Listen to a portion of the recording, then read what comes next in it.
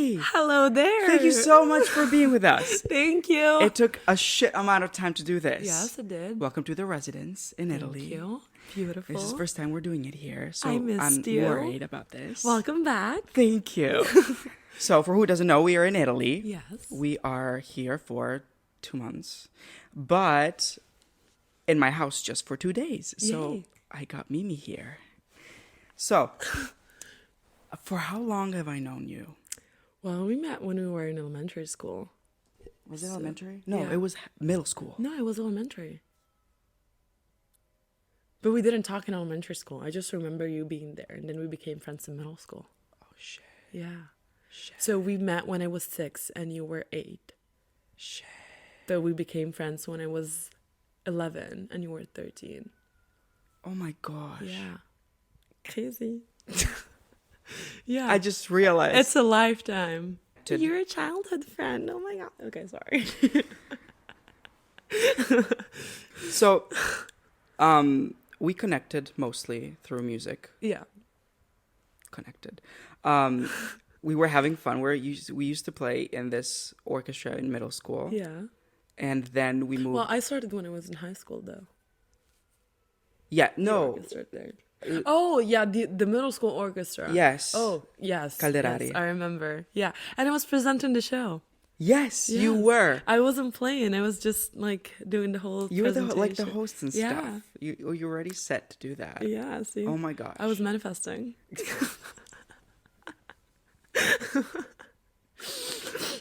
Yeah. Yeah, You were. I was. You were. But tell me a little bit about, for who doesn't know you, tell me a little bit about what you do now. What do I do now? Yeah. Well, I can officially say that I'm an actress. Oh, yeah. Because I officially got my card saying that Mimi Karbal is an actress. And I started when I was 8 years old. I mostly did theater. But for the past year, I entered the movie industry. And that's beautiful. And I'm going to be shooting 3 movies this year. And I am going to be hosting a movie festival in 9 days. So, yay. How I already have done that once this comes out, but yeah. How did you actually get to this? Well, that's a crazy question because it depends on how you start. Like many people just do castings that they find online, and then if they're lucky, someone will notice them. Whereas for me, it was pretty funny. I left theater when I was like 16.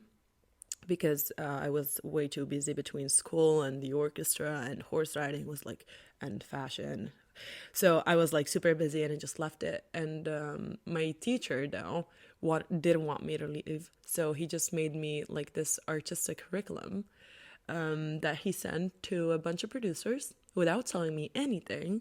And I was at work, I was doing a shooting, and like a number from Milan calls me, and I'm like, whatever, it's probably just, I don't know, advertisement or something. So I answer the phone and she's like, hi, my name is blah, blah, blah. I'm a movie producer and we're shooting this movie in Milan from July 20th to the 24th. Would you want to do the casting? I'm like, what? And she's like, yeah, Ricky, which is like my teacher's name, sent us your curriculum and we're very interested. Do you want to come? I was like, sure. Okay, so she's like, okay, then come June 1st in Milan at this address, and we're gonna do the casting. And we did that, and I got the part of the first, on the first take, and that's where you start. Then after that, I met producers, I met a lot of casting directors, I met directors, and now I got an agency. Agencies are fucking important. Yeah, this is something important that I want to talk about for a second. Getting signed. Yeah. And working with an agency is probably something that people don't realize. They think that whether you're an actress or you're in modeling or whatever you do. Well, modeling is different because, like, if you can be a freelance model, you can do castings and just do that. Because at the end of the day, fashion and modeling is all about your appearance. Whereas in in acting, it's all about your talent and how you can work and stuff. So it's pretty difficult to show that out there without having someone that actually helps you. And your agent they don't do the actual work at the end of the day because you're the one who's acting. So if you got the part, it's thanks to you.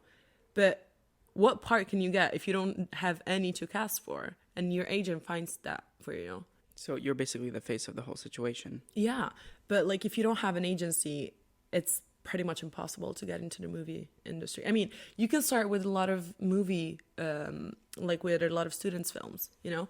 And those are great because you do like a lot of practice and you learn how to be on set, which is super fucking important.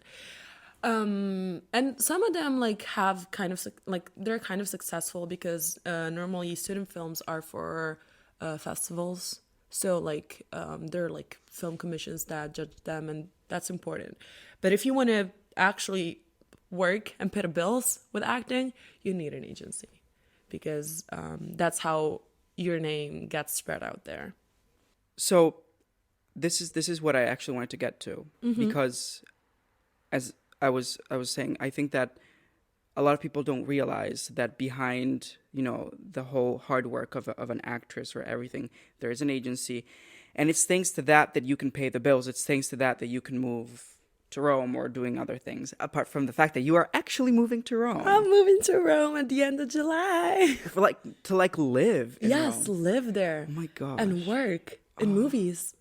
Crazy, right? Yes. I'm freaking out. I'm super excited. Oh my gosh. I can't How did wait. you get How did you get to the decision of moving to Rome? What were the facts, the things that brought you to deciding to move there? Well, my And first not Milan, for example. Oh, Milan. First of all, I hate Milan because I work there in the fashion industry. Milan is fucked. Sorry for this little thing, but I mean, it's just way too much about work, and it's tiring, And the people there are like boring, and they talk about the same stuff. And I simply don't like it. But the funny thing is, I've lived in Italy for so long, and I had never been to Rome before December, like last year. How many months ago? 7 months ago? So that was my first time there, and I was there for acting because I was doing this master class that also got me to LA because I'm on the scholarship, whatever. We'll talk about this later. Girls going places. Okay, go on. So I did the master class, and that was my first time in Rome, and I just fell in love with the place. The people, the art, the happiness, like everything, and it was just beautiful. I was in love with it, and I was so happy to be there. I finally found my place, and apart from that, like from how I felt from a business point of view, Rome is second to Hollywood in the movie industry, so that's amazing. It's like Hollywood, Rome, Berlin. It's like the Bollywood. Italian version. It's the Italian version of Hollywood. More like the European version, because a lot of movies like from France, Germany, England, whatever, they shoot them in Rome. Even American movies, a lot of American movies are shot in Rome too. So like that's an amazing opportunity for me because I wouldn't be working just with the Italian movies industry, but also with the international one, which is great. So that's what got me to move there. So let me understand. I think the main question is, what do you want to actually achieve by all this? Because you're having a lot of opportunities given right now. You're getting to move to like the second place as famous as Hollywood in Europe. Yeah. Second most important place. So where do you see yourself in the movie industry? Because I've been asking about the music industry for a long time. Sorry. Don't worry. Where do you see yourself in the movie industry in like 10 years? What do you want to achieve exactly? Do you want to move to LA? Is this just a chapter in Rome, or is it something you want to end up doing for a longer time? Okay. Well, acting is almost like an obsession for me. It's like a relationship with it, It's freeing, it's liberating. So of course I want to do this as long as I can. And the most important thing for like as an actor would be moving to LA because that's where people actually make it big, But it's not about making big movies and a lot of money because what's the point? We're still talking about art at the end of the day. It's a business, but it's still art. And the problem with LA is that it has a shit ton of actors, right? You have no idea. Like they say that every waiter in LA is an actor.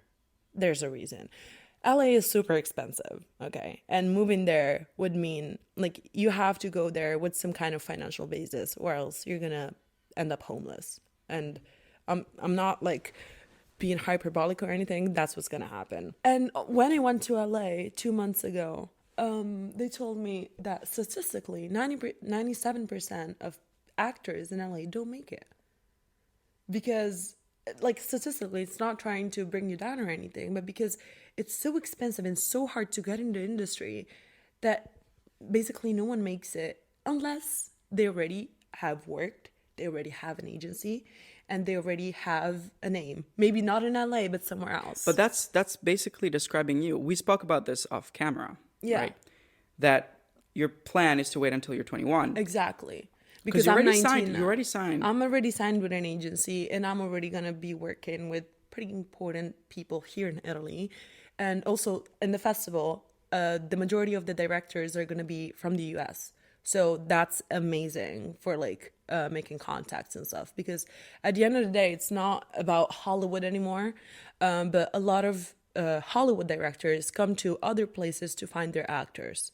So I could be cast, for example, during the festival for an American movie. But the thing is, I want to wait till I'm 21. First of all, because the visa is pretty difficult, and if I'm already like if I'm not a minor anymore, it's already better. And also because I would have 3 years with an agency. So signing for 3 years means you're working a lot and you're doing a lot of commercials, which means a lot of money. And because that's what you live with. Commercials are what get you everything. We talked about it earlier. So yeah, I would love to move to LA, but not right now. And But not forever. Also, what if they actually gave you like the chance of a lifetime? Imagine. okay, And like they would tell you like the cost is harsh. You have to move to LA, but you get this really important role. Would you take that? my suitcase packed. Let's go. Yes. Yeah. Yes. Okay, from like an artistical point of view, as an actress, what is you feel most comfortable doing? What are like?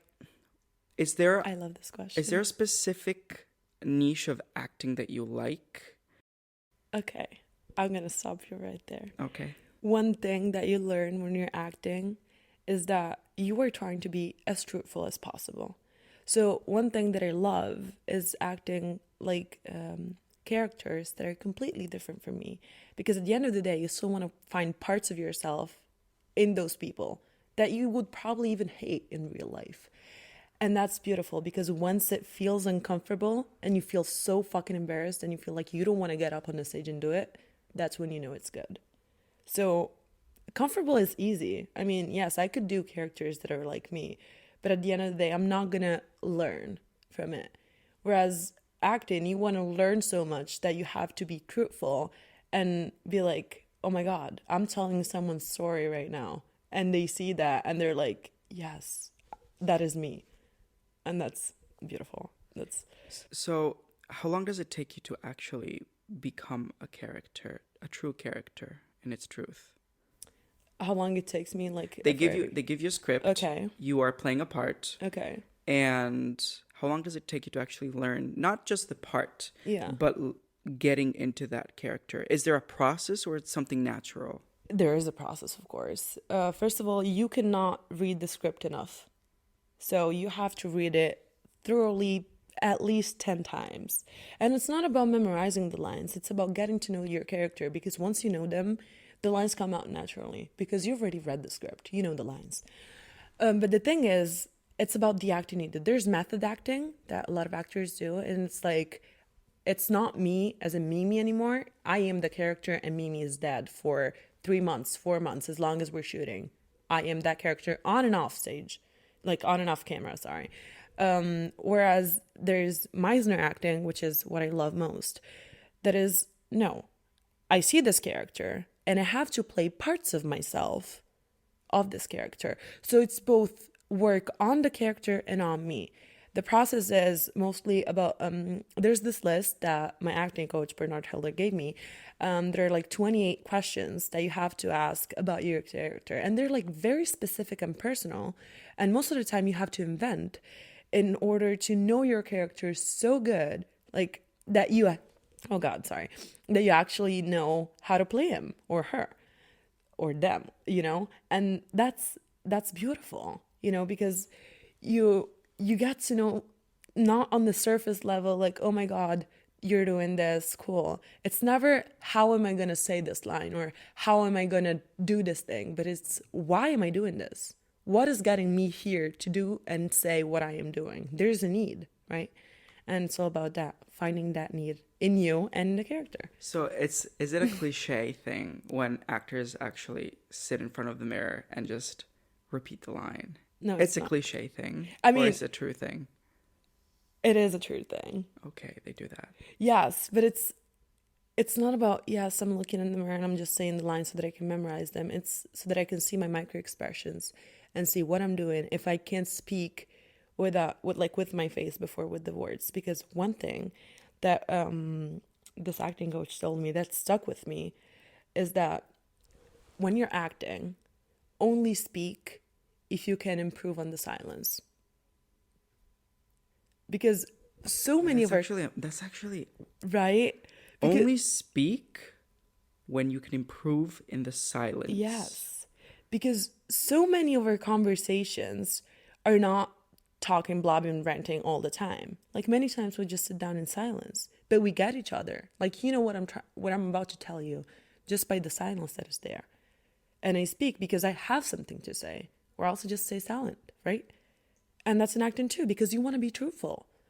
If you're speaking too much, it's like, what is this? I'm not reciting poetry or I'm trying to be someone and be as truthful as possible. That's what it is about. For how long have you actually been acting? Well, it's my 11th year now. Wow. So you started when you were very young. Yes. How old were you? I was 8 and I hated it. And first of all, how did you get into it? Who put you into it? I suppose your parents or your mom. No, my grandpa. Oh, wow. Yeah. Really? Yeah. How? What happened? Okay. I was the shyest person you could ever meet in your life. Like, to the point that if, I don't know, my mom's friends came to the house, I would literally close myself in my bathroom and start crying because I was so panicked. Like, I was panicking. Social anxiety. Yes, but to the level that I was like panicking just at the thought of talking to them, not even talking to them, you know. And my mom was like, oh, it's whatever, she's just shy, she will grow out of it. Whereas my grandpa noticed, but because I had to go have lunch with him and a friend of his, and I was hiding behind him because I didn't want to talk to him, like to his friend. And he was like, oh no, this is bad, we have to do something about it. So he was talking to his friends and they were like, get into acting. If she can speak in front of 150 people, 200 people on a stage, she will be able to speak to one person. And yes, in theory, that works. In practice, that is horrible. Because I was 8 years old, I was panicking all the time. And you get me there, like, and you willingly put me in a situation in which I have to speak to not one, but 200 people. Fuck you, right? So the first year, I hated it. I was crying, I was shaking, I was like panicking all the time. Like the whole process, like knowing the characters and learning the script. The moment I got, like, I was crying even before getting on stage. The moment I got on stage, I was fine.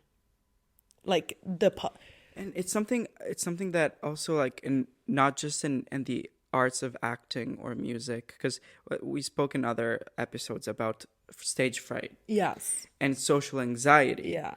And what most of the people told me, and that's a really important connection I think I have to make, is that it's the thought of it that scares us, not the actual doing, the act of doing it. Yeah, exactly. And that actually stops most of us from pursuing our dreams or what we want to do. Yeah, because we're so scared of the idea of it that we don't know. Because we have this, I don't know why, we always think of the worst possible scenario. But what if it's good? What if it actually works out? What if it's good? What if it works out? Exactly. What if it's not bad, but it's better? What if you actually make it?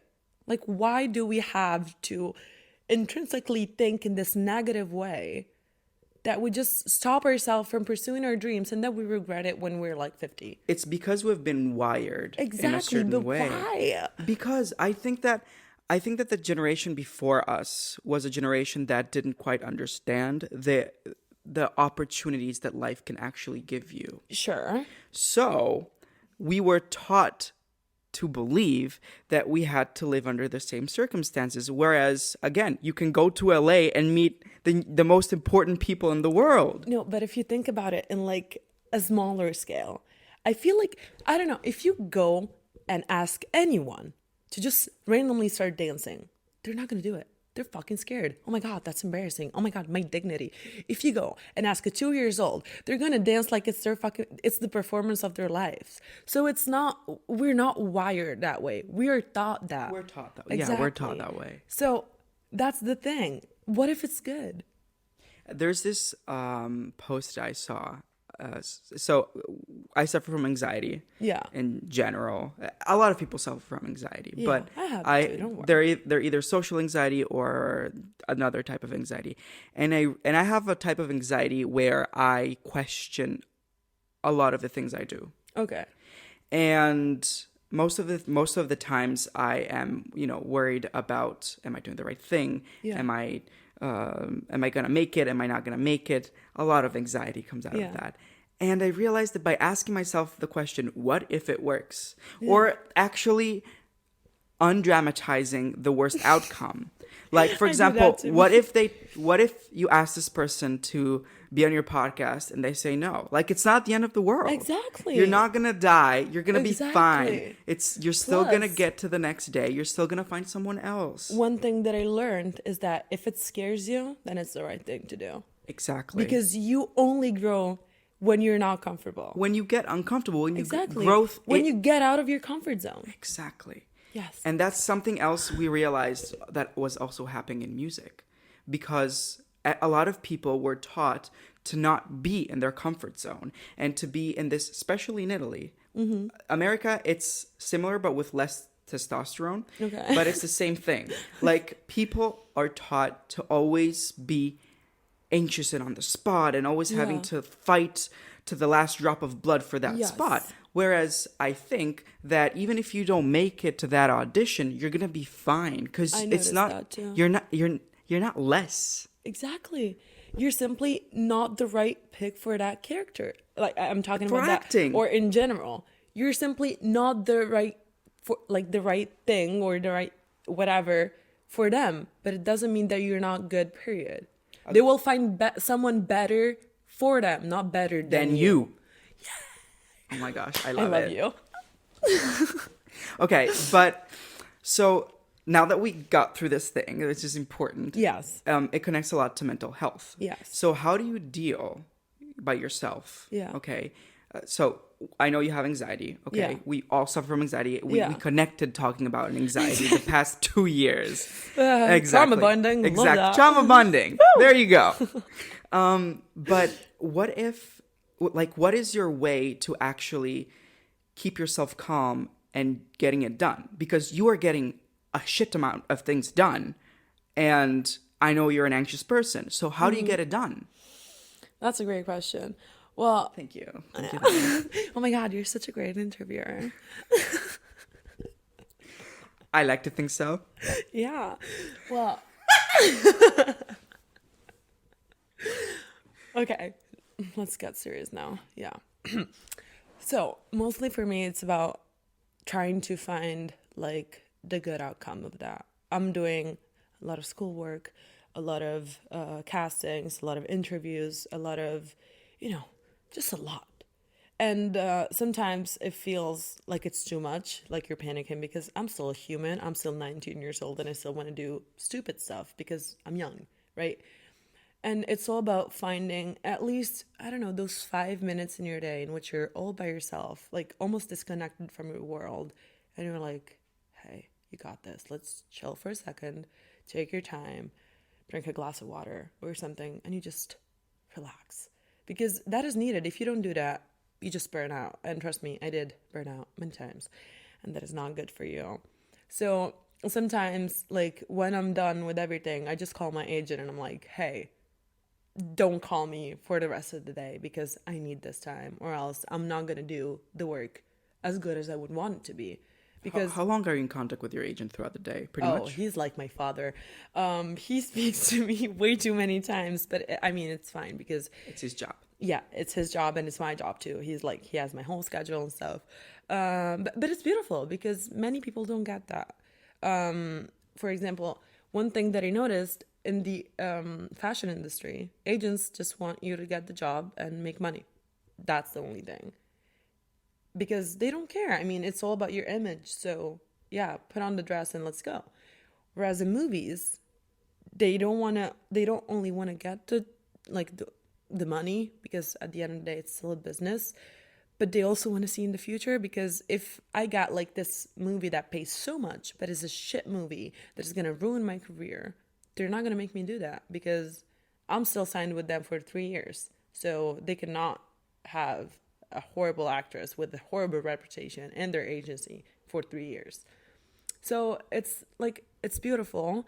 And he also knows that I'm 19. So I love the fact that many, many times he turns down jobs for me because he knows that I'm also busy with school. So he doesn't want to warn me out and stuff. Again, I just said this once in another episode. We are so young. Like the amount of pressure at our age, It's crazy. it's crazy. It's But fucking also crazy. the amount of opportunities we have at our age, it's crazy because Yeah. it wasn't like this in the past. No, it wasn't. But we always forget that you were 19. Yeah.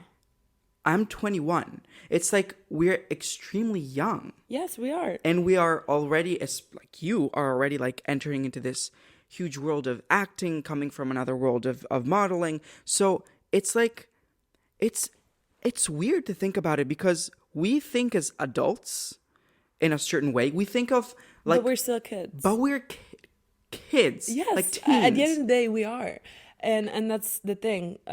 It's very very easy to fall in the, like, I don't know, to just get with the flow and feel like, oh my god, this is beautiful. Let's go, let's go, let's go, and then you realize that you didn't even live your teenage years or your childhood, which is bad. And this is where people come and say, take the risk, you know? I mean, yes, take the risk, do the job, go for your dream. But at the same time, get some fucking time for yourself. Because if you don't do that, you're going to go crazy. And that applies to any industry, especially if you're this young. Because if I just said, yes, yes, yes, let's go, I could have, I don't know, done this last year of high school. I could have done it like as in homeschooling, you know, and it would have lost the high school experience, which is still stupid, but still a very important part of your life, because that's where you're going to remember when you're old. I'm not going to remember that one audition that I did that like, I don't know, that afternoon after school, but I'm going to remember the joke my teacher made. And those are the little things that you have to live for. I mean, yes, we are getting in this industry all together and we're doing movies and business and everything, but don't disconnect yourself from reality, you know? It's a completely different world, but still, be humble, be grounded. And yeah, that's what I try to do. Because being a diva and being like, oh my God, I'm doing movies, that's so cool.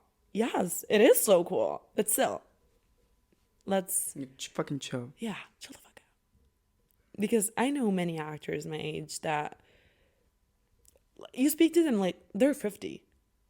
And you're like, where's the fun? You're not having fun.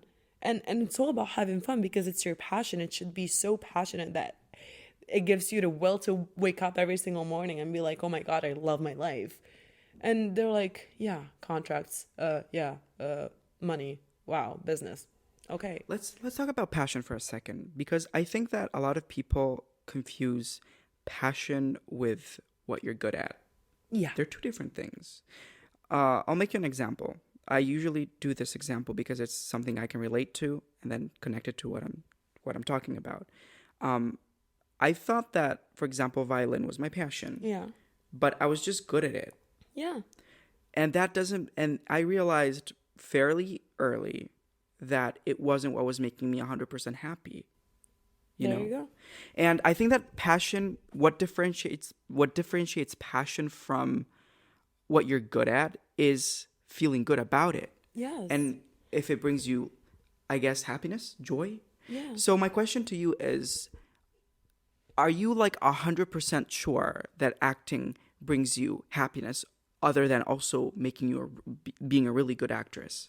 Yes, absolutely. Because speaking about where you're good at, I sucked at acting, especially when I first started. You could see I was overacting. I was like doing the most. I was exaggerating everything. It was horrible. Like I saw some videos the other day. I was like, oh my God, please get it off. But now that I think about it, it is my passion because it makes me feel alive. You know, it makes me feel full and connected with people. And I can actually speak for people that don't have a voice. You know, I can tell their story and be like, and make other people feel understood when they feel like they don't have anything else. And that's beautiful.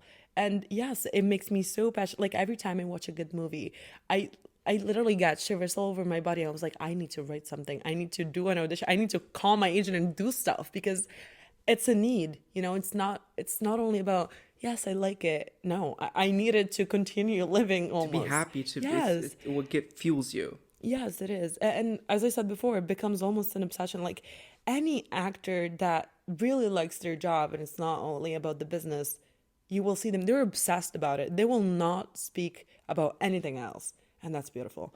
Because when you found those people, you're done. You're not speaking about anything else for the rest of the day, but you're happy. Like you don't get tired of it ever. So, yeah. So, okay, so now that we got this out of the way, because it was important, because a lot of people realize that what they're good at is, not necessarily what makes them happy.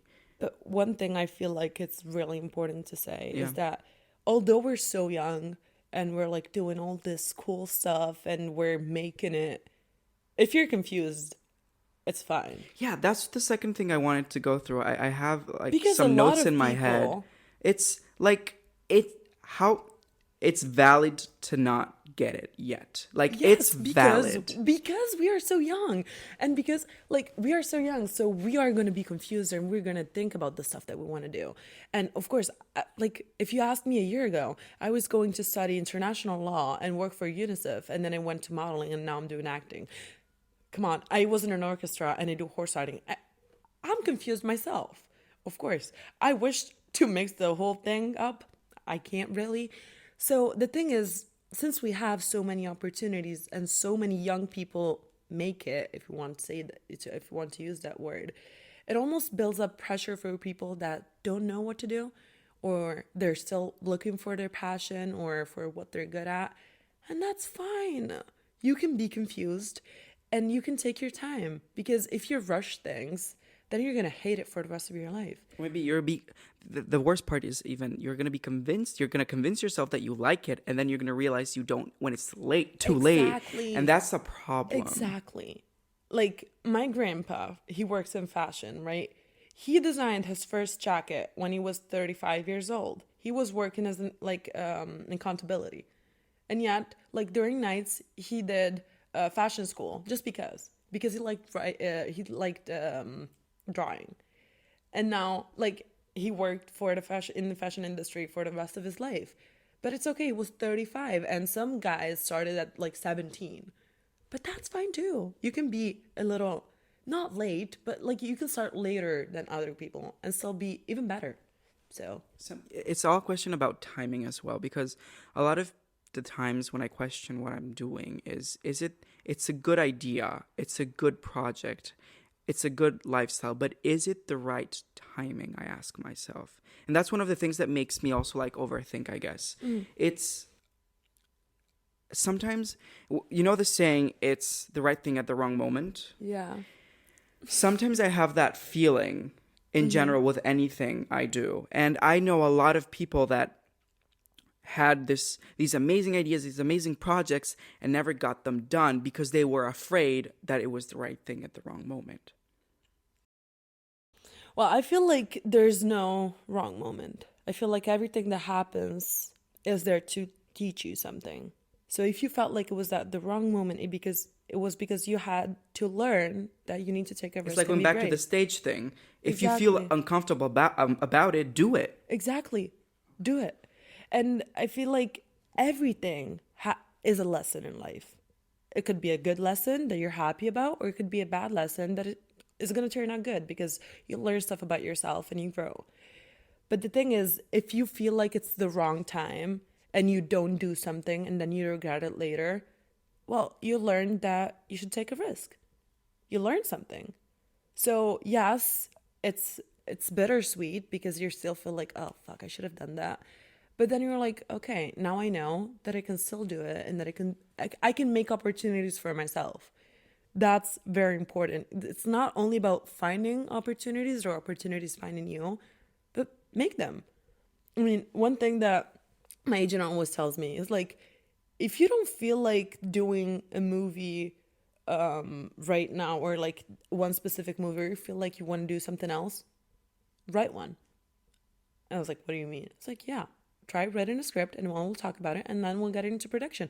And it sounds like stupid, but it's easy. Like, make your opportunities and try. And if they don't turn out good, at least you tried. You gave it your all and you were like, okay, I did my part. It didn't work. It wasn't meant to be, but it's fine. At least I tried. But if you don't try, then you're going to find yourself, I don't know, at 40 years old, leading a miserable life and being like, eh, if only that time I did try. The fact that if you can't find it, make it yourself, is something that a lot of people do not realize. Because they're scared, like very scared. And that's the thing. Like, yes, you're scared, but go through it. And I know it's not like it's easier said than done, of course, but someone has to. I mean, or at the end of the day, it's your life, right? And if you want to do something so badly, just try. Have you ever had people that like come up to you and say you're never gonna make it in this Oh, fuck it. industry, and how do you deal with that? Because in the music industry, you probably also know this, it's full of people who are always gonna tell you you're just not gonna make it, you're not cut out for this, just change your job, don't do this, it's a waste of your fucking time. I had teachers tell me that it's the perfect recipe to becoming like, how do you say it? Like someone without a job. I lost the word. Whatever. Disoccupato. Yeah, I can't find the word. Jobless. Yeah, you found it. Whatever. Whatever. I had people asking me, who did you fuck to get the part? That happens like on a daily. I had people telling me that it was horrible, that I didn't know how to. But at the end of the day, I did get the part, so fuck you. I mean, Without fucking. yeah, Let's just yeah, little underline that. FYI, I didn't fuck anyone. I promise you. You can call my agent. I promise. No, I feel like it's important to underline this. Yeah. Actually, I turned down many producers about that. Anyways. It's all about what you think. I mean, okay, it could not be the thing for me, but I love it so much that I'm gonna make it right. Even if I'm not good at it, I'm gonna learn. I'm gonna learn by failing, by talking to other people that have been in the business for longer than me. But you can learn. I mean, you're not born, like, talent itself is nothing. You can be the most talented person, but if you don't work with your talent, it's just there. And many people fail to realize that because there's so many, everyone has at least one talent. And when they realize that, they don't do anything about it. And then what? And maybe you even hate your talent, but at least try. At least find out whether you like it or not. Because one thing that my acting coach says is there is no better actor than you. They're just more experienced. And what you lack is experience. So the more you do it, the better it is. And I'll keep speaking about acting because that's what I know best. But it's not about like you can only have experience whether you're shooting big movies with big directors and producers. It could be you in your room with a phone and just trying scripts so that you can learn. And how would I do that? And how would I change the direction of it? And how would I make a better scene? How would it be more truthful and stuff? And you keep on doing it like almost auditioning for parts that you're not auditioning for, but just so that you're ready, you know? So that once the audition comes, you're ready. You have to love your auditions, actually. That's like, even like being on set It's is a paradox, though. yes, because being on set is the vacation, basically. You already did the job. You're just there. You're having fun. The work comes before the audition, the the selection, the casting, the talking with the producers, the interviews, it's a lot. The work on yourself, a lot of emotional work on yourself. Yes, a lot. But that's the whole work. So you have to love your auditions because you got the opportunity to act, and that's what you like. So you have to love them, because if you're scared, then you're not acting. It's you overacting, and it's you as in Mimi, not you as in insert name of a character. And the character in that situation wouldn't be anxious. So it's finding the parts of you, you know. It should be so beautiful for you to act that you can't wait to do the audition, because you're like, fuck, this is my time to shine. And book the office, never book the job. Trust me. Because you can not get the part because you're not the right fit, but you can do, like, you always have to do the best performance of your life, so that the director or the producer or the casting director that is there is going to be like, fuck, she's good though. I'm going to call her for another job when I get that kind, like the job for her. And that happened to me. I did an audition in Rome like in March for this movie, and it was funny because all the girls there were short, blonde, blue eyes, and it was me. I was like, what am I doing here? I'm 5'11", and trust me, I'm not white, blonde, and blue-eyed. You can see that, right? Actually, just a second. Let's talk about this, though. The fact that as an actress, Yeah. you can book way more. Yeah. It's amazing. Yeah. It's amazing. I know. It's super fun. I think that it's a beautiful trait that you have. Thank you. That, you know, it's something that a lot of people don't realize is some people are luckier than others, and you're lucky. Thank you. But yeah, what we were talking about off camera before is that, especially in the world of whether it be fashion and modeling, whether it be movies, there is always the fact that people have to be put into a certain box, into a certain category, right? That's the thing. I have a friend of mine, for example. She's 26. She's an actress too. And she's been acting for years, but she still can't find an agency because the answer they give her is, oh, we already have a blonde, blue-eyed girl. And the thing is, right now, as we're moving forward, and it's beautiful and horrible at the same time, because I don't know, they're trying to be more inclusive, but at the same time they're leaving out the people that were before them, which is stupid, because inclusivity means everyone, not the people that were left out. But whatever. So they're looking for people that have more, I don't know, different characteristics and different traits, and like more interesting in some kind of way, because that's not what you used to see. So that's why a lot of mixed girls, for example, Black girls, Asian girls, I'm talking about girls, but in general, a lot of people from different races that we're used than what we're used to are making movies or being in fashion shows and stuff. But it is beautiful, but at the same time, it's kind of because I realized as well, also in the industry where I work, is that inclusivity is, it's a very difficult topic, because you want to be inclusive. Yes, you want to make sure that everybody has a say in it, everybody has a part in it, but at the same time, how can it be inclusive if you're leaving out the other people? If you're leaving out another certain type of people. Like, I realized that now there's this ideal that I might get in trouble for this, but I'm still gonna say it. There's this ideal that I already got in trouble for many things I said today, but fine. Inclusivity is, for example, getting people of a certain race. I don't believe there are races. I believe there's one race, and that's the human race. Yeah. But And I stand Color exists. We exactly. can see Color that. exists and can in a good way. I mean, it can Yeah. be It makes part of your culture and part it of can be yourself. celebrated. Exactly. It has to be.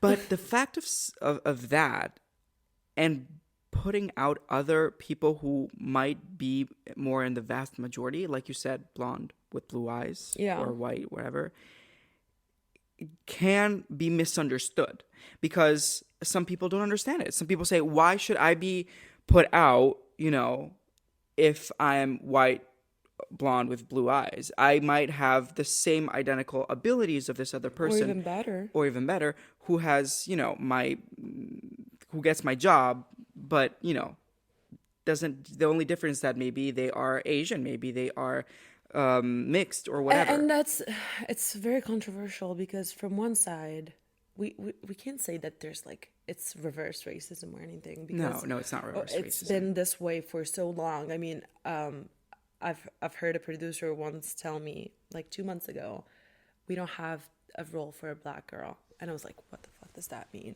Because I hate to say it, but here in Italy, we're still very, very, We're way back. very, very slow, and we're way back. And roles for white people and roles for black people still exist, so, like they did in the 50s in the U.S. They how black girls were only the ones working for the white people.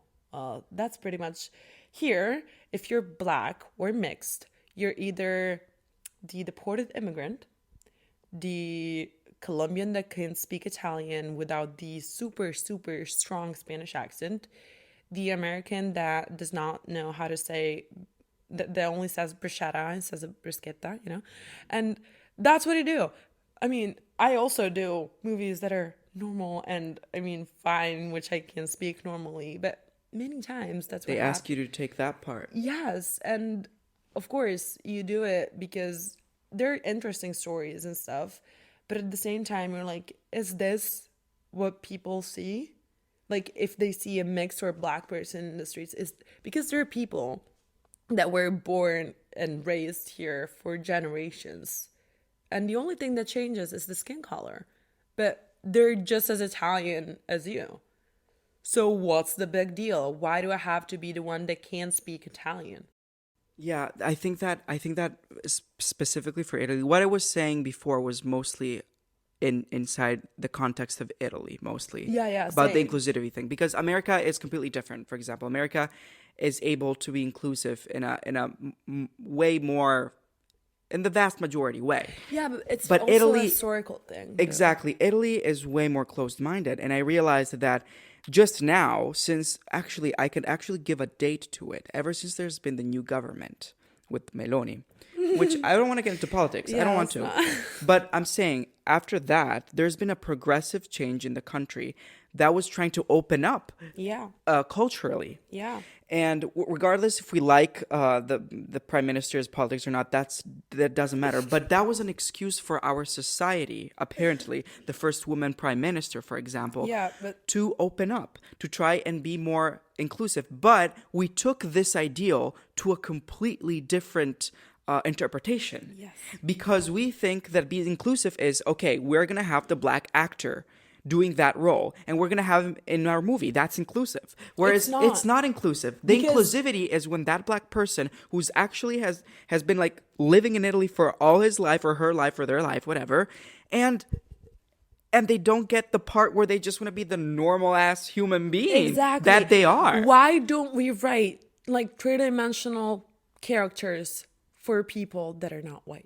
Because yes, we were saying earlier, why me as a white blue-eyed woman, like blonde, I can't get the part in the agency? And yes, I'm sorry for you, but at the same time, finally we can finally see other people. Yes. Because yes, that's exactly it's not what I meant. like, I don't know why in the movies we only see white people, or you have to put one black character, one Asian character, and one gay character because we have to be inclusive. But it's not about that because they exist regardless. Amazing example. I want to make two examples of two movies, of series that I adore. Yeah. One is Italian, the other one is American. To ahead. give you an example. The American one is Bridgerton. Okay. So Love it. the queen, Love it. she's Love it. is she black? Yeah, she's black, or she's of color, or she's mixed. I don't know. She's mixed it. she's mixed, right? Yeah. Or she's of color, whatever Yeah. she identifies as, or she is. I don't know. But the fact that if you look at Bridgerton from season 1 to the current season, they were able to finally show the world that you can have As it a black is. queen, a black British queen. Yes. For example. And the thing is, I don't know why they make such a difficult thing like in movies, because why can't we just do it? If you walk down the street, not everyone is white, not everyone is straight, Especially not everyone here in is Italy. cis. It's a mix of people, it's a mix of cultures, it's a mix of sexualities, and it's beautiful. So why, if you want to be so truthful, because at the end of the day, we were saying earlier, acting is about saying the truth and being real and talking about reality. Why can't we just do that? Why do we have to fake this whole thing? That's how it is. So let's make it how it is. And this is why Mimi's running for president. No, this is the second Yes. time I'm saying this. I love it. But Mimi 2024. But the other example I wanted to do, you mentioned it, so it's perfect. Sexuality. Yeah. Scam Italia. Yes. That's on Netflix. No, it's not on Netflix. Is it on Netflix? Yes, it is on I'm gonna Netflix. rewatch that. I love it. Love it. So Scam Italia, for who doesn't know, I met the actors. it's They're so cute. oh yes, Yeah, yes. they're so kind. I Oh love my them. gosh! But Scam Anyway. Italia, for who doesn't know, it's a series, an Italian series, which by the way. It was Norwegian at first. and Yeah, then it they was did- Norwegian at first. I mean, it was inspired by a Norwegian series. Yeah, they made versions for Spain, France, Germany, Italy, and that's it. I guess. Exactly. So it's more of a wider project. But what I wanted to say is Italy was able to show the sexuality aspect way before the race aspect. So I think there's a very important motto that a really important person said to me. And not a motto, it's a huge phrase, but I'm going to try to explain it in a few words. Normality happens when you make it.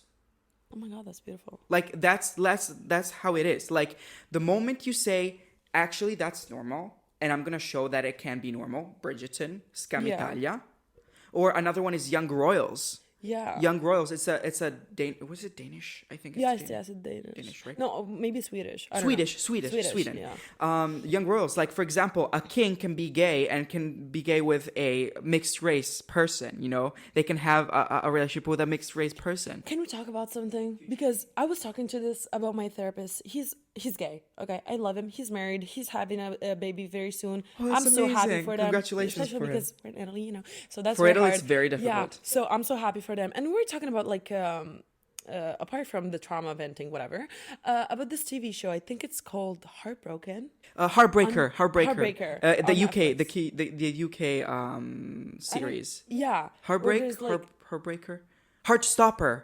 There you go. Heartstopper. There you are. Heartstopper. All right. Thank you. Sorry. I love Heartstopper. Yes. Season 2's coming. Oh my God. I think. And the thing is that we were talking about with him is like, oh my God, finally, Netflix can show gay people and bisexual people that don't have to look like top models. Yes. Finally.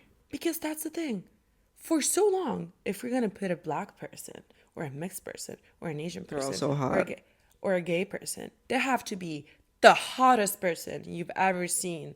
Like the hottest person you've ever laid eyes on in your whole entire life.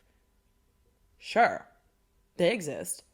But why can't we just talk about normal people too? Why do they have to be either super fucking hot and like get all the pretty privilege because yeah, you're black but you're pretty, whatever.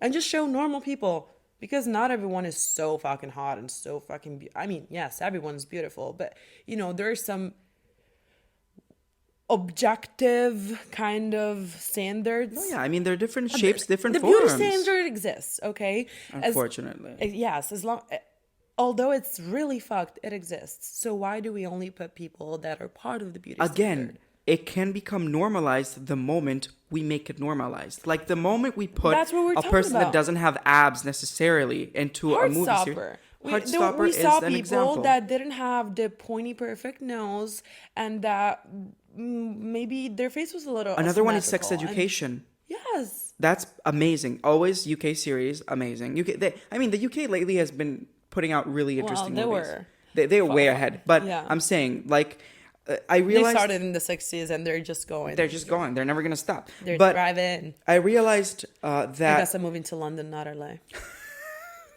Oh my gosh. Yes. Oh my gosh. We just realized. I am so proud to say, ladies and gentlemen, I convinced Mimi to go to the UK instead of Rome. Oh my god. Oh my god. Yes. No, but Let us go. I can't do the British accent. ladies and gentlemen, Naomi Campbell. You're horrible. I'm kidding. Okay. Well, she speaks with that British, half British accent thingy. It's a mix, and it's just beautiful. It's you know? beautiful. Yeah. So I realized that going more in a general point of view, Yeah. movies are actually the representation of the situation of that country. I can elaborate on that. Just like music. If you go to Eurovision, okay, you see, the most important band or the most important singer that has been chosen for that country to represent it. Yeah. Right? Yeah. I see movies, especially now that we have like platforms like Netflix, HBO Max, Amazon Prime, Hulu, Peacock, all these. It's not ending. It's not ending. All these like platforms are actually a way to see how the reality of that country is going. Because Italy 10 years ago would have never done something like Scam Italia. Oh fuck no. Never. Fuck no. Ever. It Yeah. could have probably would have done something about still like relationships between straight people. Maybe they would have put the occasional black person as an immigrant. Not black. Mixed. Black even is worse. still too much. Exactly. So I mean, I think it's horrible. It's horrible. Because I'm sorry if I'm interrupting you. go for but, it. One thing that I noticed, and I guess I'm lucky even though I shouldn't be, is that there are some kinds of black people that are accepted in the movie industry, especially in Italy. Like, you're not that black. You're fine. That's terrible to say. I know. And I was like, what? To someone, yeah. Yeah, because I am not 50% black and 50% white. I am black and white. That's the name of my agency, by the way. Everything just falls in place today. Oh my god. Okay, let's cut it here. I will. Yeah, but the thing is, I don't like. Why can't you appreciate someone's blackness too? Why do we only see, like? Yes, you're white enough for us, and that's horrible, because they only accept it if it's slight, if it's not too much, if it's not too forced even. But it's not forced. It's just the way I am. What if I was born the same exact way, but darker? Would I have signed with the agency? I don't know. Would I have? I'm worried because I realized that in our society, at our times, everything has to become an industry of some sort, which is fine. It's fine. It's fine. I understand why. It's not necessarily fine. It's fine if you use it in the right way, but that's out of our control. I'm just saying I understand why. Okay. But the fact that people historically had to create a subdivision of what the human race is, which is just one, is worrying me, because now we use this as an excuse, saying it's a positive thing. I can explain. So, for example, in the past, there used to be apartheid. Yeah. Okay? Yeah. It was in South Africa. South Africa, yeah. Okay. Or in America, with Jim Crow laws. Exactly. Or even before, during slavery. Thank you. So black people and white people completely separated. Okay. Now, this whole ideal has been reversed completely.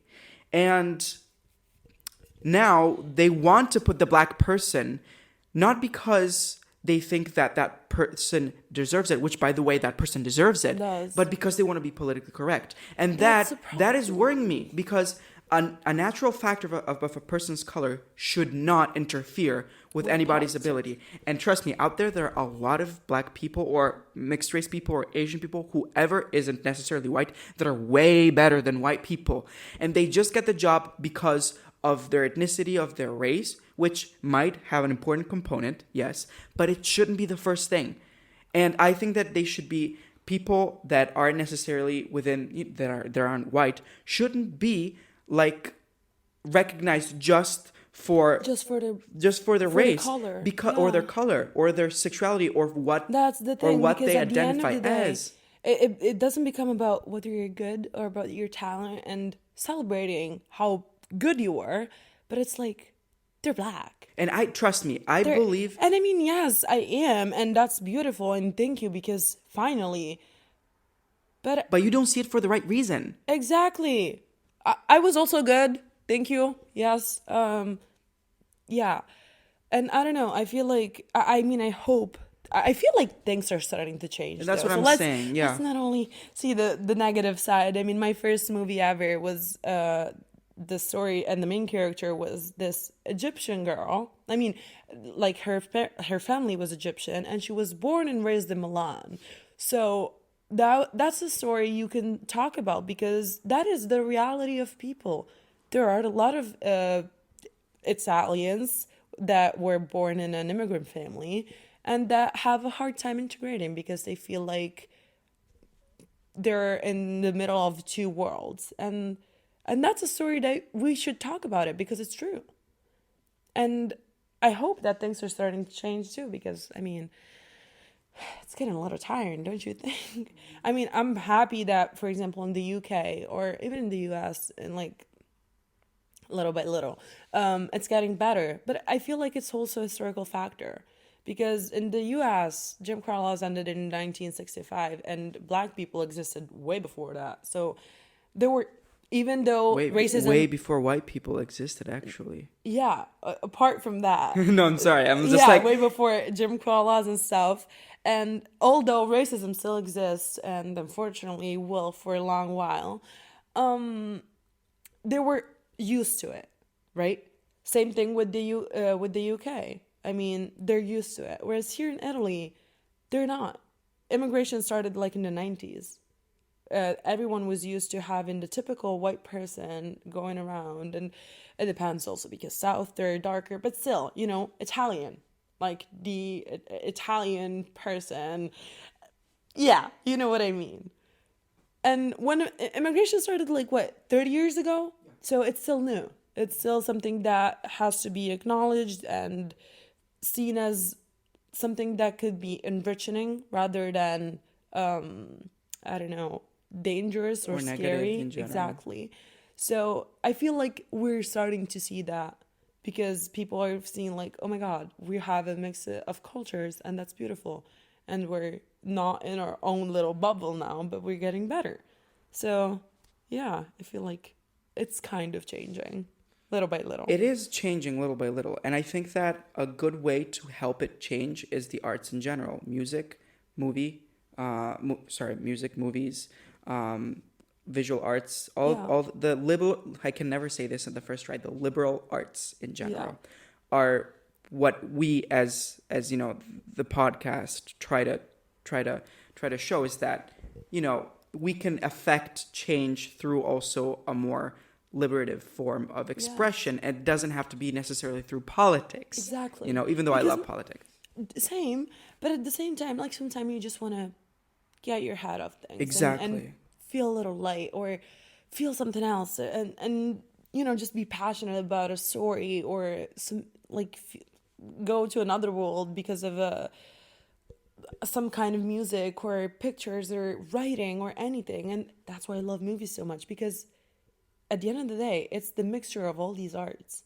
In movies, you have writing, you have photography, you have videos, you have music, you have acting, you have it all. So I don't like watching movies, I like making them. That's good. Yeah, because in the making, you see all these arts. Because many people talk about movies as in actors, directors, producers, and that's it. Many times not even producers. but you have no idea how many people are behind the movie. And I feel like those people should be appreciated way more. Then Like, who's at the front? yes, what about the one who's writing the story? Like, without him or without her or without them, you wouldn't have the movie to start with. An example, Stranger Things Yes. came from a book. Harry Potter came from a book. Yeah, but apart from the book, like The script also. the scenery, the script, whole, yeah. What about the decor, the scenery, the people that are making this room to look like a director imagined it? Like, yes, you can imagine it, but I'm making it reality. For you. Yes, for you and for all the other people. What about the person that is making the right music for the right scene? Film scoring. Shout out to film scores, because that's what I'm majoring Woo! in right now. So What about, I don't know, like the photography behind it? You'll have no idea. Like, many times you watch the movie and you're like, oh my God, it was beautiful. But some like pictures, you don't even realize that they were so important, so full of meaning, that they just passed through you and you understood them without even questioning it. Because if it was like another angle, it would have been a completely different story. Or the light. I could go on and on and on, but that's the beautiful thing, that movies are like super important also because they give, I don't know, freedom to many, many arts and not just one. that's what I also realized, is that all the arts in a certain way are connected. In order to achieve a, let's say, a goal, okay? Yeah. That goal could be a movie, or could be even a scene, could be a poem, could be anything. A podcast. It always comes down to the way the arts work together. Because as you said, the arts never work by themselves, okay? Yeah. For example, when you go to ballet, to Yeah. see ballet, you don't just see them jumping around without music. There has to be music. There If has to it's- be scenery. There has to be The opera, costumes. the costumes, all that. Everything. So it's which also connects to probably also what's it called, fashion of a certain type. So well, fashion is an art. exactly, The business I is wanna fucked. I wanna go back to something you said. Like, behind the whole facade of a movie, there's a whole world behind it. You said. Yeah. I watched this amazing documentary. I love SNL, Saturday Night Live. Okay.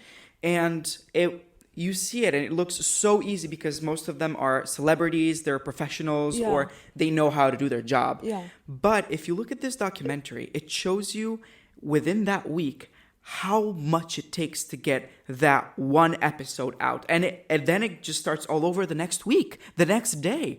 And it's scripts and singers and sight reading and It's rewriting crazy. scripts a gazillion times. Like, for example, I shot a 20-minute movie, a short film, right?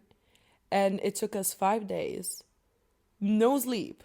I'm not kidding. I slept like an hour per night. And you just go on and on and on. And it's like crazy because you have so many people working on 20 minutes. And 20 minutes is nothing, right? It's literally nothing. You watch it and you're like, you're done. But the work that is behind it is astonishing.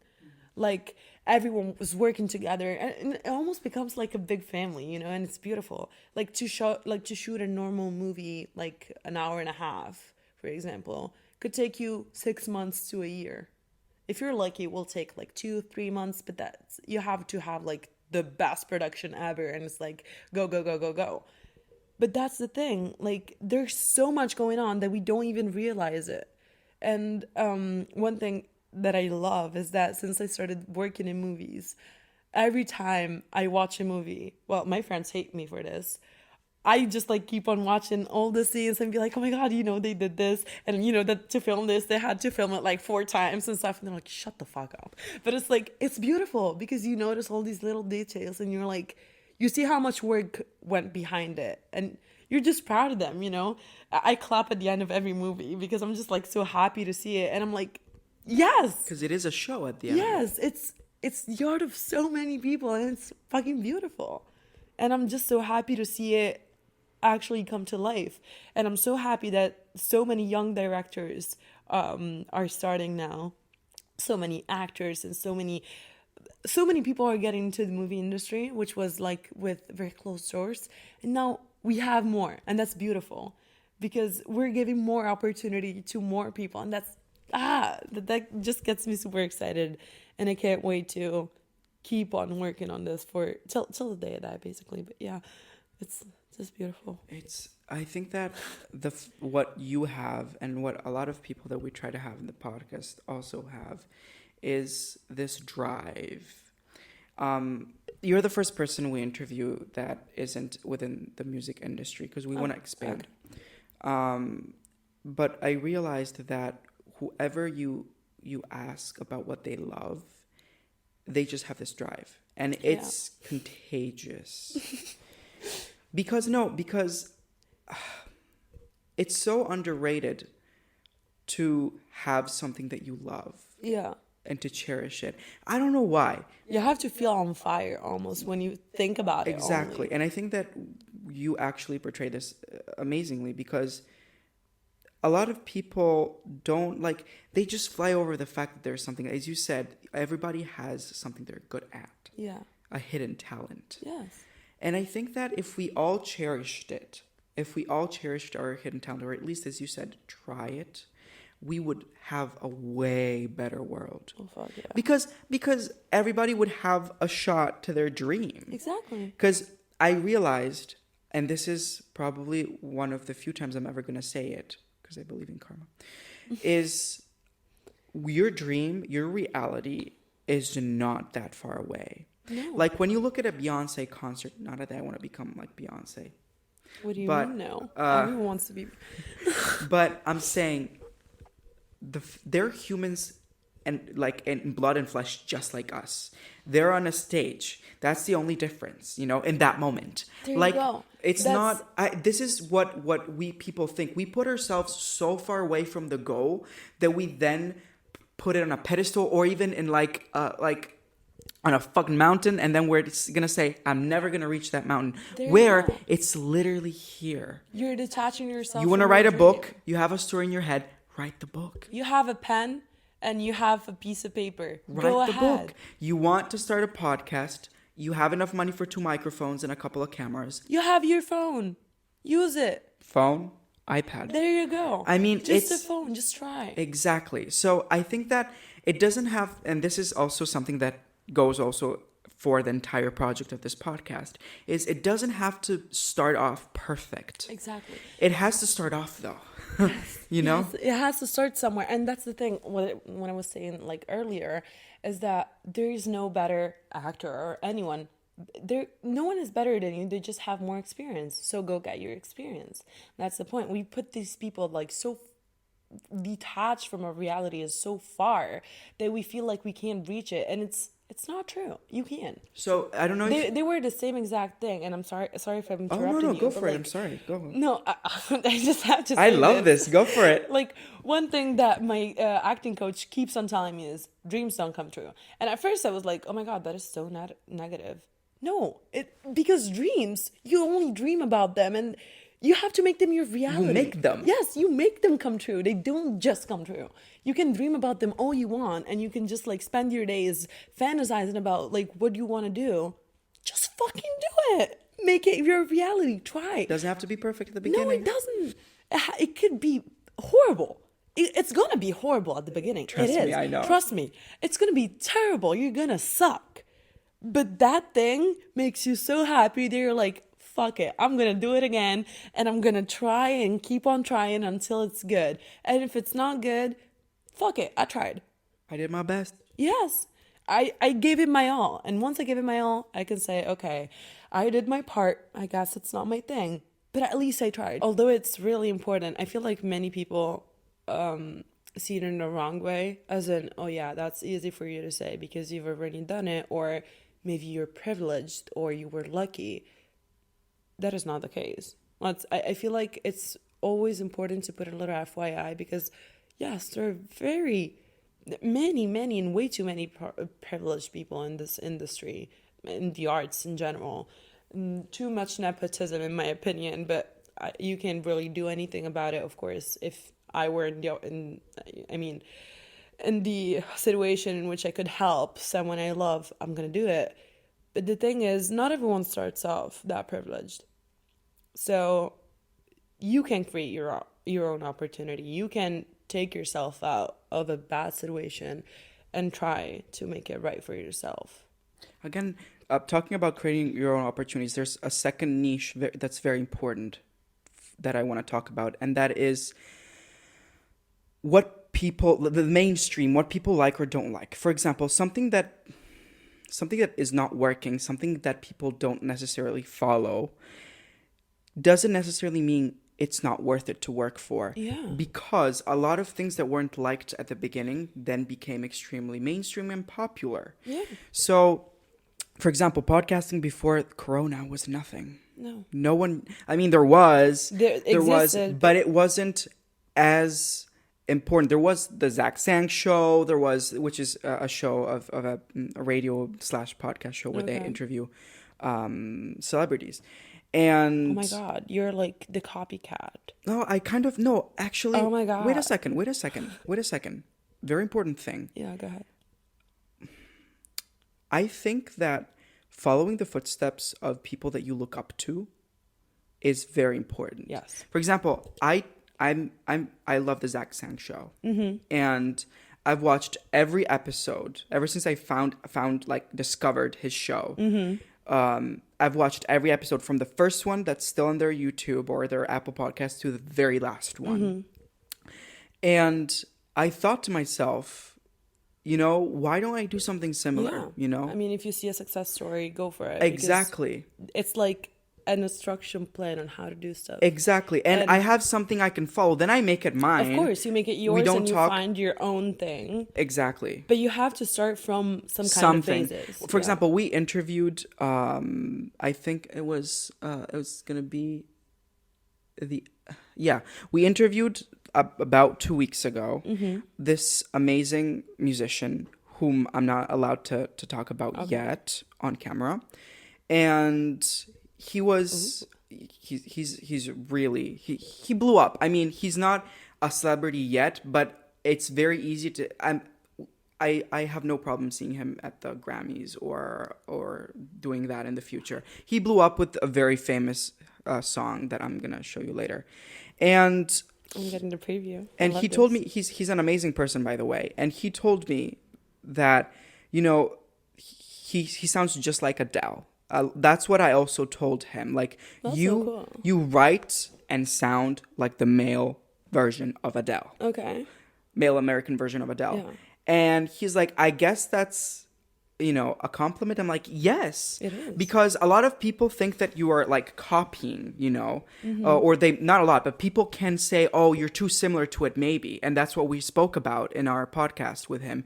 But I think that it's flattering. Like, if you become someone famous, even more famous, and that's what we're talking about off camera. Exactly. Everyone gives me, oh, you look like Zendaya's little sister. Exactly. And if you become like, I don't see it, but if you become like super amazing and people come up to you and say, I want to look like you, I want to do what you do, you're not going to tell them, hell, don't do that. No. Even if they dress like you, even if they're going to have your hair. Wait, maybe it helps them. Maybe it helps them to get into this. Try stuff to find yourself. Exactly. And that's beautiful.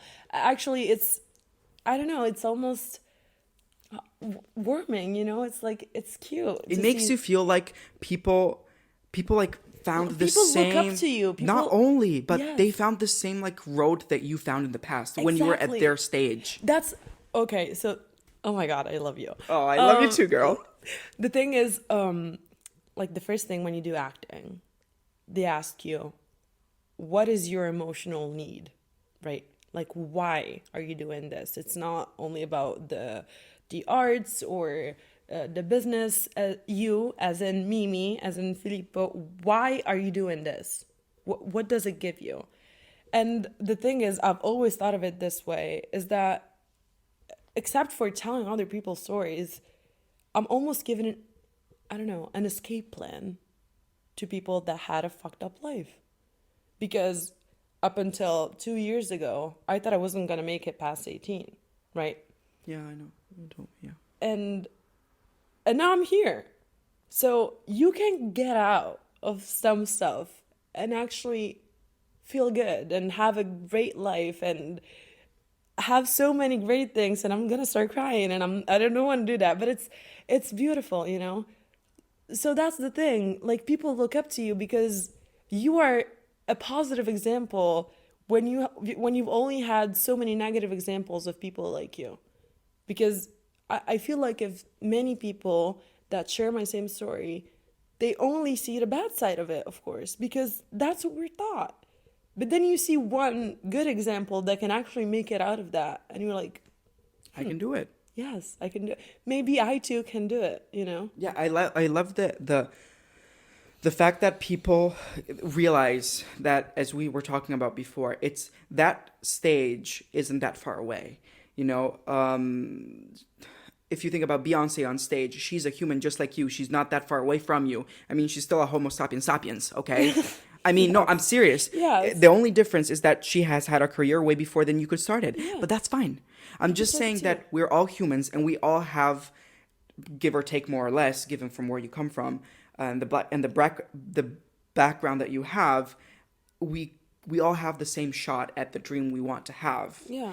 So why not give it a shot? You know, I want to document this podcast. I want this podcast to be a document for people to feel in a safe place where also like taboo things can be spoken about, like race or about suicide thoughts. For example, in the first episode, we had a person that spoke about, you know, how she survived suicidal thoughts through opera. You know, how music got her out of this Yeah. of this dark lifestyle that she had. So not lifestyle, but period of Yeah. life.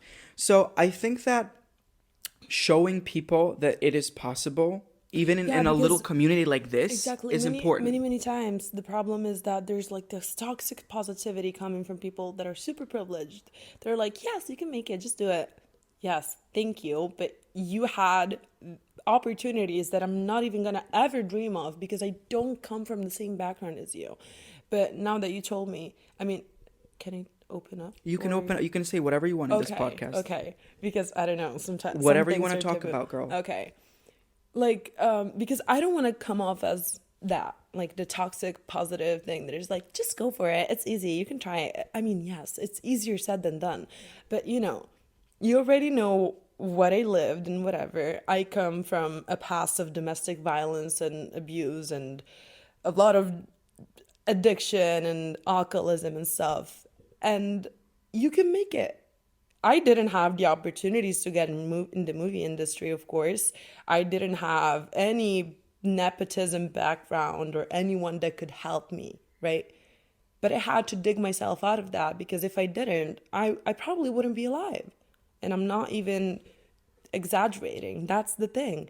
So you either get your shit together at some point and be like, no, I don't want to do this anymore, or you keep on reliving that till the day you die. And that's the thing.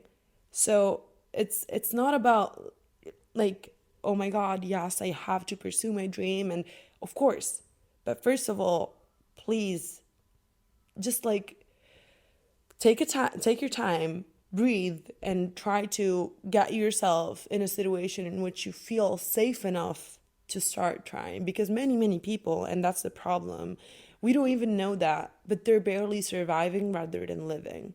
And they feel scared to even open up because they don't know whether there are other people that are going to relate, you know? And they don't want to be just another victim story. They don't want to just be pitied, you know, and be like, oh yeah, that's the girl or the guy or the person that survived it through it all. Because we still want to be seen as But humans. but it is. But it is, exactly. But it is, and it's You're valid. a human. It's valid. And you also have that. And that's beautiful Doesn't if make you make it anything less. beautiful. Doesn't make you any less. And it could make you more if you decide to make it more. Because the moment you acknowledge that it's not your fault and that you can go past whatever it is that you lived, even if it's a different experience from mine, of course, that is when we realize how much value and how much worth you have. And that opening up is only an act of self-love.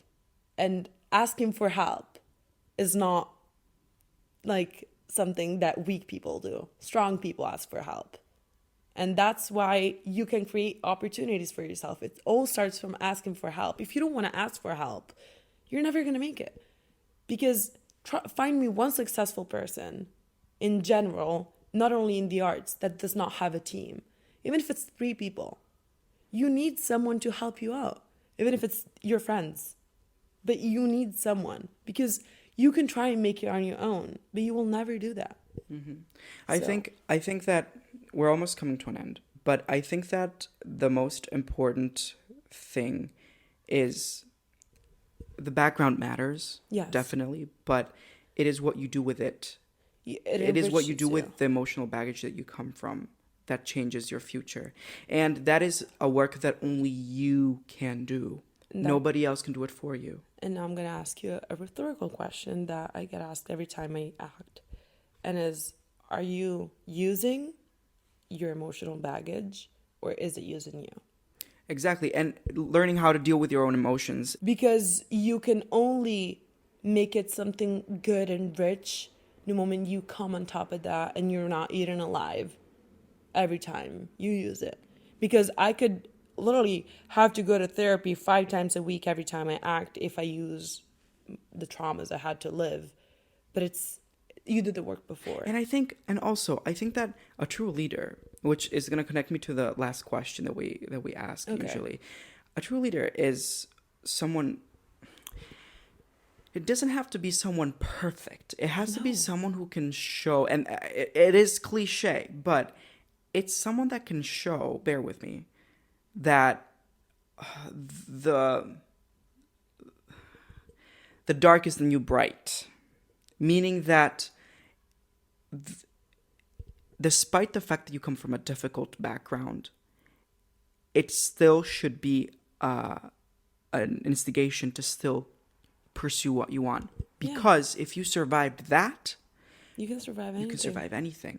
And I think that the more experience, bad and good, you have, the more you have the ability to then lead into an industry that you love. Yes. And that you make it true, and not just for the facade or just for the picture or for the money. You learn your limits, and you learn how to set boundaries, and you learn.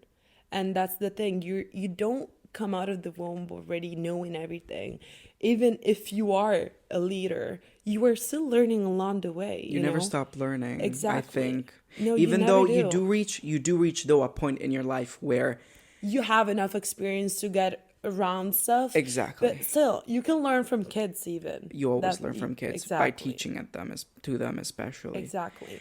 And that's the point. And I feel like you have to be relatable, because that's the only thing you can do. Like, you can come out as toxic positive or as too much or as exaggerated, but in the moment in which you know that you're doing things just for good, you don't care, because you know what you're doing, and you know that all you're trying to do is help, right? Yeah. And you're helping yourself. And by helping yourself, you're helping others. And that's the most beautiful thing, in my opinion. And I think you already answered to the last question, but I'm going to ask you officially, what is your definition of a leader? It's someone you can relate to. It's someone that is not, because I feel like there's this misconception of a leader as someone assertive and bossy that has to tell you what to do. Whereas in reality, it's someone that you can talk to, and that is not that far from you, and that is like a guide, a mentor, you know? It's like, I can learn from you and you can learn from me, and together we can do stuff. Because a leader is, as I said before, they have a team, and the team could be their students, the people that are trying to learn from them, because it's ambivalent, you know? So that's what a leader is someone that is there for you, and that can just help you and teach you, because they already have the experience you are now getting. So, yeah, that's pretty much it. Mimi? Yes. Thank you so much for being with us. Thank you for having me. And I haven't seen you in like an entire year, and Yeah, this was actually our way of reconnecting this year. So it was amazing. Thank you so much for being with us. Thank you for having me. I loved it. And every single bit of it. We appreciate everything you do. Everything. Bye, sweetie.